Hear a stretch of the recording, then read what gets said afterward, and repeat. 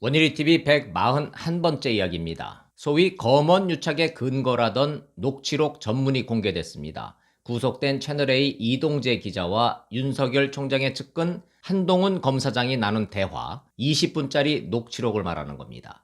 전문을 읽어보신 분도 있을 것이고 관련 보도만 들으신 분도 있겠지요. 대부분 언론이 분석 기사를 쏟아냈습니다. 공통된 결론은 20분에 걸친 녹취록 어디에도 검언 유착의 증거가 없다.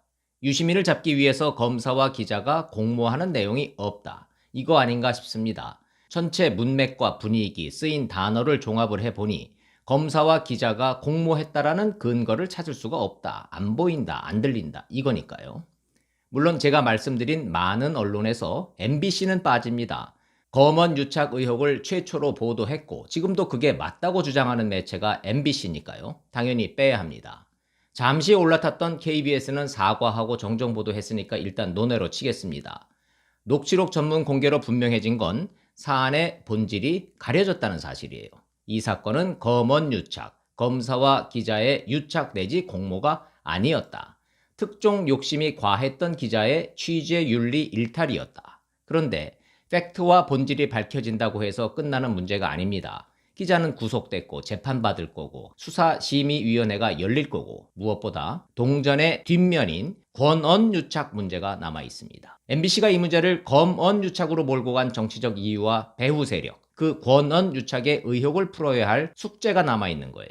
그리고 더 중요한 문제가 노출됐습니다. 기자에 대한 구속영장을 발부한 판사 문제, 녹취록 전문을 읽어보기는 했는가? 읽어보고도 영장 발부 사유를 검찰과 언론의 신뢰 회복을 위해서라고 명기했는가? 혹시 녹취록 말고 다른 자료가 또 있긴 한가? 이 역시 밝혀야 될 중요한 숙제가 됐습니다. 최종적이고 본질적 의문은 이겁니다. 기자의 취재윤리 일탈을 거대한 검언 유착 음모로 몰고 간 MBC하고 그 뒤에 어떤 세력의 권언 유착 음모가 있는가? 오늘은 이 문제를 종합적으로 짚어보도록 하겠습니다. 녹취록 전문을 읽어보니까요. 변호인이 그동안 왜 녹취록 공개를 꺼려 했는지 이해되는 구석이 있습니다. 전 한동훈 검사장이 추미애 법무장관에 대해서 한 그 발언의 수위 때문 아니었나 이렇게 유추를 해봅니다. 두 가지 대목이 나옵니다. 당시 추미애 법무부 장관이 수사 기소 분리하고 공소장 공개 금지 정책을 추진을 했었죠. 한동훈 검사장이 그걸 적나라하게 비판을 했더군요. 이렇게 말했습니다. 딱 하나야. 무조건 권력 수사를 막겠다. 그 일념밖에 없어서 그렇지. 말이 안 되는 소리를 거의 1800년대 후반 같은 말을 하고 있잖아. 일개 장관이 헌법상 국민의 알 권리를 뽀샵질을 하고 앉아 있어요. 국민의 알 권리가 나중에 알아도 될 권리야? 로또는 나중에 알고 먼저 아는 게 차이가 얼마나 큰 건데. 당연히 알 권리의 핵심은 언제 아는 거야. 국민은 나중에 알아도 된다는 뜻은 우리만 먼저 알겠다는 뜻이잖아. 인터넷에요. 한동훈 사이다 발언 이렇게 치시면 이 발언에 전문이 전부 다 나옵니다. 이건 검언 유착하고는 아무 상관없는 대목이에요. 그런데 일개 검사장이 감히 인사권자인 장관을 일개 장관이 말이야 하면서 원색적으로 비판을 해버렸어요. 결국 공개되기는 했지만 한동훈 검사장 입장에서는 이건 참 공개하기 싫었겠다 싶기는 합니다. 이 대화를 녹음한 사람은 구속된 이동재 기자가 아니고 함께 데리고 간 백모 후배 기자니까 한동훈 검사장은 시쳇말로 유탄 맞아서 죽게 생긴 겁니다. 본질하고 연관된 부분을 자세히 보겠습니다. 한동훈은 신라젠 사건을 민생사안으로 규정을 했어요. 이렇게 말했습니다. 유시민 관심 없다. 정치인도 아니지 않느냐. 이제는 개털이다. 위상이 김어준만도 못하다. 제발 저려서 강연료 문제를 먼저 불고 있잖아. 그건 해볼만 하다. 그러다 한 건 하는 거지. 이런 말이 나옵니다. 아무리 봐도 이 대목 말고는 다른 거는 또 없습니다. KBS가 보도했던 총선이니 야당이니 이런 단어는 아예 등장하지도 않습니다. 돕겠다 이런 동료성 발언 없습니다. 그러니까 KBS는 오보였습니다. 사과 방송을 안 할 수가 없었을 거예요. 문제는 MBC가 걸고 넘어간 대목 이 딱 두 문장입니다. 그건 해볼만 하지. 그러다 한 건 하는 거지.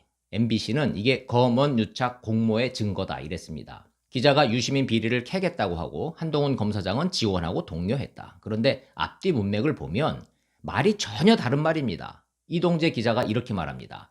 이철 집을 막 찾고 있는데요. 야, 그건 네가 해. 이 발언은 같이 간 후배 백모 기자한테 한 말이에요. 구속 중인 이철 VIK 대표 가족이라도 만나려고 집을 찾고 있는데 그 임무는 후배 기자에게 네가 해라 이렇게 말을 했던 겁니다. 한동훈 검사장이 이렇게 봤습니다. 그래 그건 해볼만 하지. 시도해볼 가치가 있는 취재다 이런 뉘앙스예요. 그 다음 이동재 기자의 대화입니다. 제가 교도소로 편지를 보냈거든요. 이철 대표한테 편지를 보내서 갖고 있다는 신라젠 비리 정치인 명단을 제보해라. 당신 어차피 구속됐는데 그들이 보호 안 해줄 거 아니냐. 이동재 기자가 이런 내용의 편지를 보냈는데 그 내용을 말하는 거예요. 이어지는 한동훈 검사장의 대답이 이렇습니다. 그래? 그러다 한 건 하는 거지. 대화는 이게 전부입니다. 여러분 어떻게 생각하십니까? 이게 검사와 기자의 공모로 들리십니까?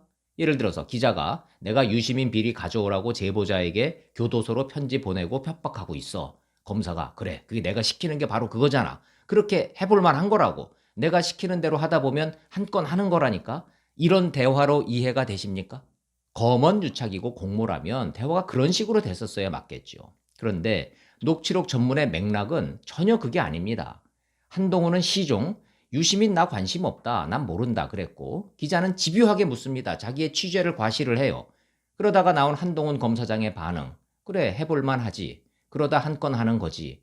이건 말 그대로 취재 잘해봐라 라고 하는 덕담이고 말 그대로 영혼 없는 리액션, 그 해석이 상식적이지 않냐 이겁니다. 이동재 기자의 집요한 확증 편향적 취재 행태, 이 취재 행태는 분명 비정상적입니다. 비난받을 소지가 다분합니다.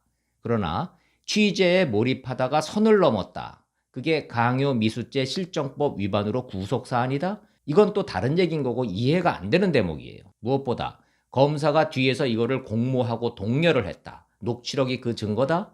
이 주장은 단순 오해나 과장을 넘어서서 이 정도면 의도적 조작의 단계로 볼 수도 있다. 전 그 의문을 제기하는 겁니다. 이 과정에서 더 중요한 본질적 문제를 제기하지 않을 수가 없습니다. 영장을 발부한 김동현 부장판사라는 분, 아예 명기를 했습니다. 영장 발부 사유에. 이건 일종의 판결문이에요.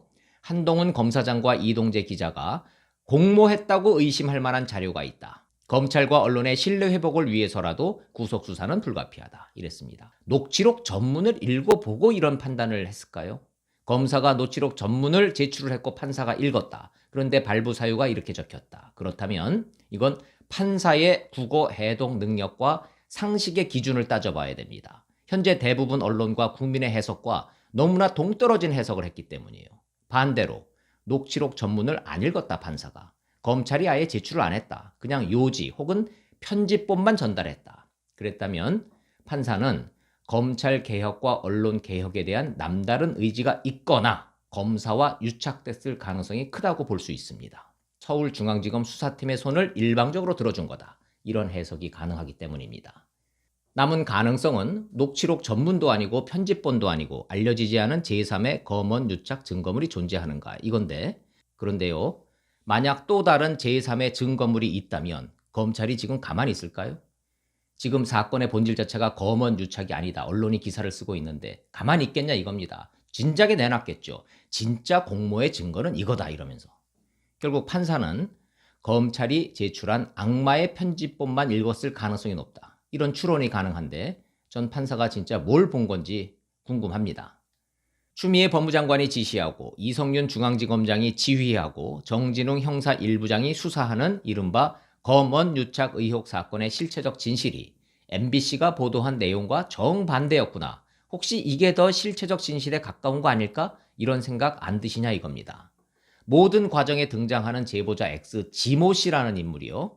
사기 전과 오범입니다. 구속 중인 이철 대표라는 사람의 대리인을 자처했는데 서로 일면식이 없는 걸로 알려져 있어요.